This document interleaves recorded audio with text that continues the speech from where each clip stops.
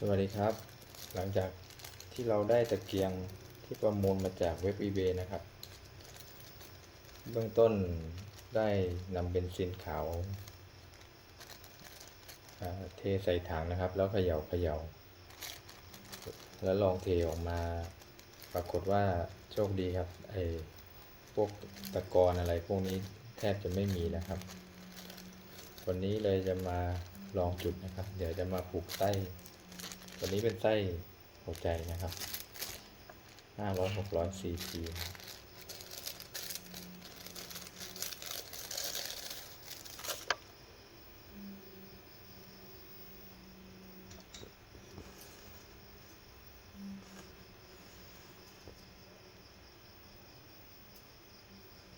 ปลูกให้ตรงให้อยู่ในร่องนะ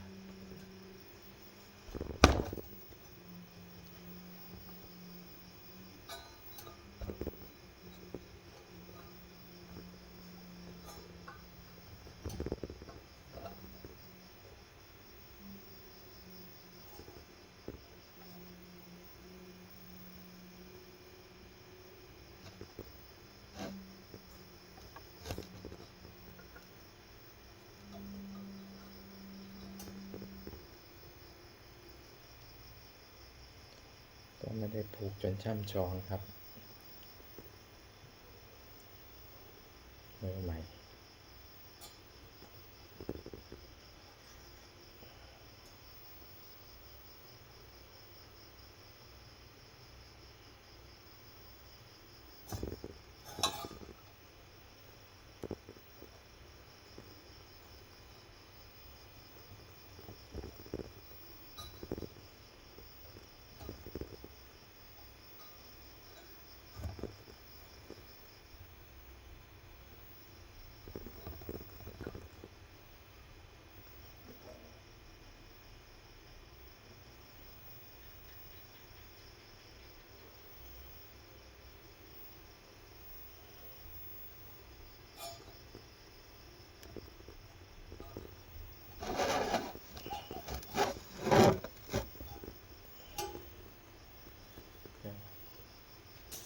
ตัดเชือกออกได้เลยนะครับ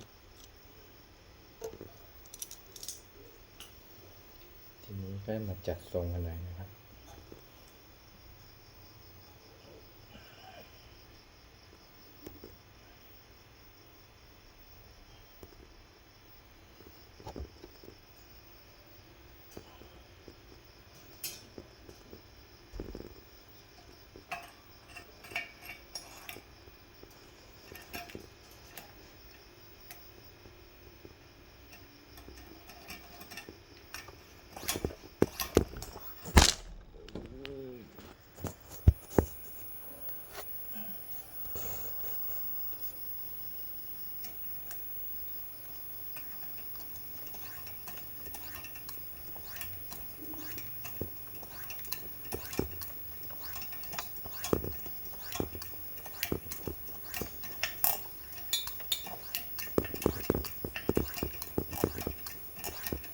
ปั๊มไปให้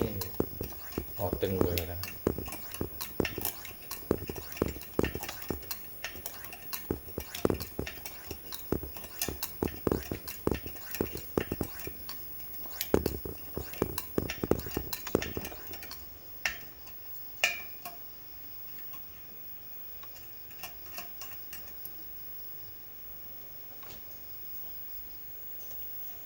นี่จะมาทำการ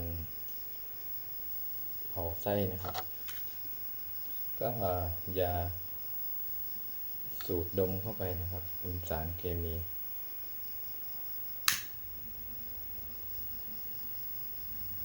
เผาไปทั่วนะครับ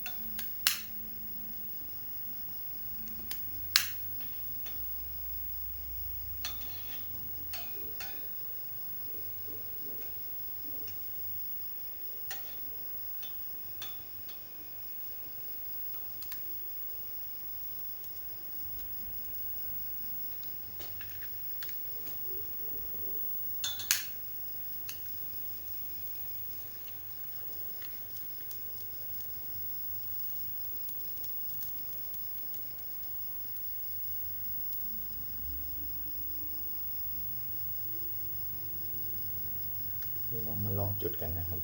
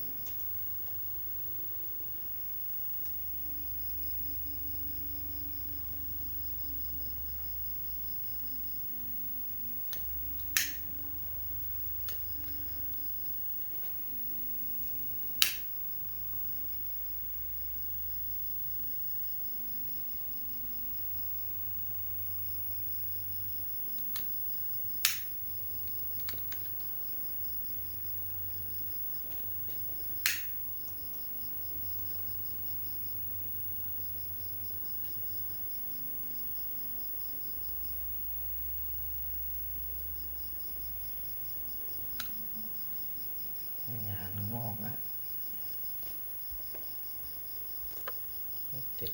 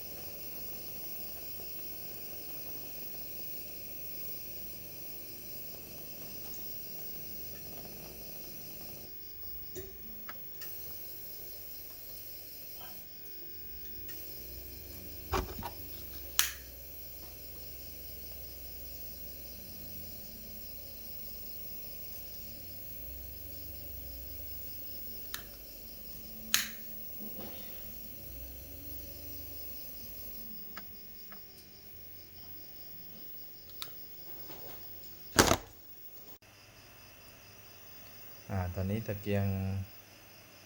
จุดได้ต่อเนื่องแล้วนะครับ 220K ซึ่งในเบื้องต้นทีแรกที่จุดแล้วดับไฟไม่นิ่งคาดว่าน่าจะน้ำมันผ่านท่อเจนคงมาไม่เต็มครับน่าจะมีการอุดตันหรือยังไงหรือไม่ได้จุดเป็นเวลานานตอนนี้ก็ได้แล้วนะครับ 220K โอเคนะครับสวัสดีครับ